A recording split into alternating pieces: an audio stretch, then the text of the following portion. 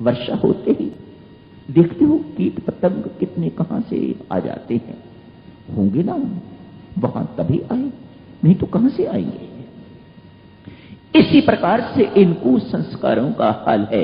ये कुसंस्कार हमारे चित्त में इस प्रकार से पड़े हुए रहते हैं, मात्र अवसर ढूंढते हैं कब अवसर मिले और हम अपना काम दिखाएं। इनका काम आप तो कहते हो ना। आज सुबह ध्यान बहुत अच्छा लगा था। आज सुबह की रामायण जो थी बहुत अच्छी थी, बहुत अच्छी पढ़ने को लगी। इस वक्त कुछ मजा नहीं आया, मानो कोई कुसंस्कार आड़े आ गया है, कोई कुसंस्कार जागृत हो गया है। पड़ा हुआ था, अवसर ढूंढ रहा था, आज उसे मौका लगा है, आज उसने अपना काम दिखा दिया है। 1.5 घंटा बर्बाद करके रख दिया, कुछ पल्ले नहीं पड़ने दिया। क्यों? कोई कुसंस्कार आपके आड़े आ गया। मंत्रारूपी कुसंग ने कैकेयी की मति को विकृत कर दिया है, बिगाड़ के रख दिया है। आगे का काम मंत्रा नहीं कर रही, कैकेयी कर रही है। और वह कहती है मेरी जबान तेरे मुख में है कैकेयी। रात को करेंगे चर्चा है इसके आगे, अब यहीं समाप्त करने की इजाजत दीजिएगा। धन्यवाद। कभी कभार जाने अनजाने हमसे इस प्रकार की बात हो जाती है जिससे 2 व्यक्तियों में दूरी हो जाती है या हो जाए। कभी प्रयास भी होता है, कभी अनायासी हो जाता है। 2 व्यक्तियों में जब दूरी हो उस वृत्ति को मंत्र कहते हैं। किसी भी ढंग से हो, आप मुख से लिख के करें, मुख से कहें, बात थोड़ी सी तोड़ मोड़ के इस प्रकार से करें, समझ लीजिएगा कि इस वक्त मंत्रा सक्रिय है। भक्तजनों, जैसे ही मंत्रा आती है तो राम दूर चले जाते हैं।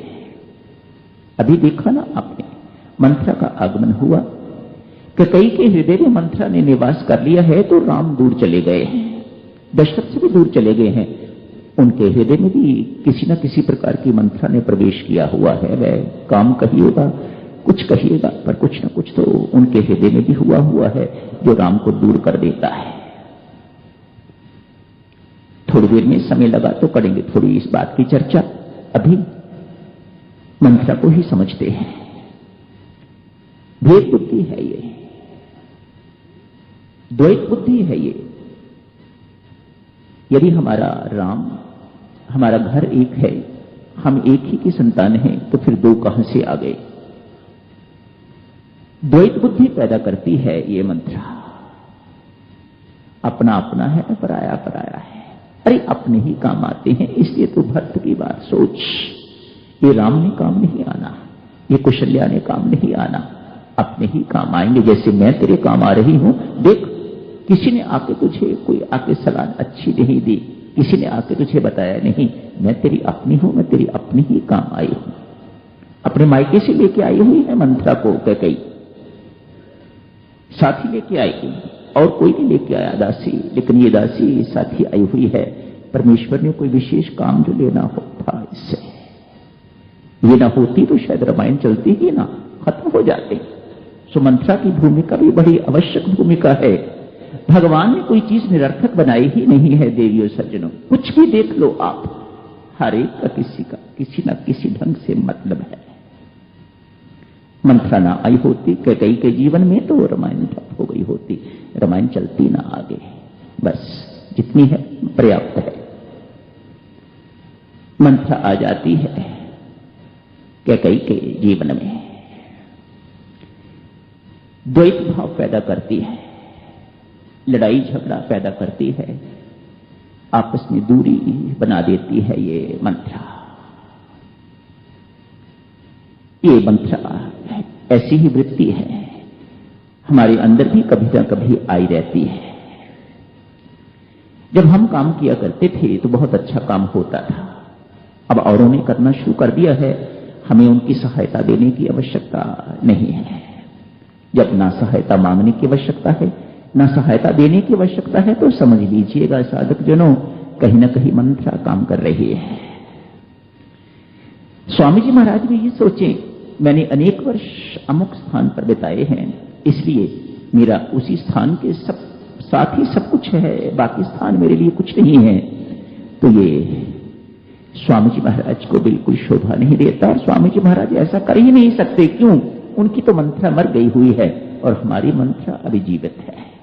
ये बातें हम तो सोच सकते हैं और हम सोचते ही हैं, हम करते भी हैं ऐसी बातें। ये अपने पराये का सिलसिला तो हम बना के रखते हैं। मध्य प्रदेश के हैं, यूपी के हैं, पंजाब के हैं, हिमाचल प्रदेश के हैं, दिल्ली के हैं। अब जब से दिल्ली वालों ने काम संभाला है, हमें कोई सहायता करने की इनकी आवश्यकता नहीं। और नींद में एक निकालेंगे ताकि ये सिद्ध कर दिया जाए, जब हम करते थे तो बहुत अच्छा काम होता था। समझ लीजिएगा भक्तजनों, आप जितने मर्सी बड़े हो, समझ लीजिएगा उस वक्त मंत्रा काम कर रही है ना? मंत्रा काम कर रही है, सक्रिय है अंदर। आप भले ही ऊपर से बहुत जाप पाठ इत्यादि करने वाले हैं, पर कभी ना कभी जब ये वृत्ति आ जाती है तो समझना चाहिए कि मंत्रा भीतर सक्रिय हो गई है, मंत्रा हमारे जीवन में आ गई है। आज सुबह अर्ज करी थी आपसे, राजमहल में रोज कथा होती है। महर्षि विशिष्ट सारे जितने भी कर्मचारी हैं उनको, या जितने भी राजमहल में रहने वाले हैं, राज परिवार के जितने भी सदस्य हैं, सब रोज महर्षि विशिष्ट से कथा सुनते हैं। और कथा महर्षि विशिष्ट द्वारा सुनाई हुई कोई साधारण कथा तो नहीं। एक और अत्यधिक प्रेम है, दूसरी ओर उच्च कोटि का त्याग है। अभी आपने ये चित्र देखा,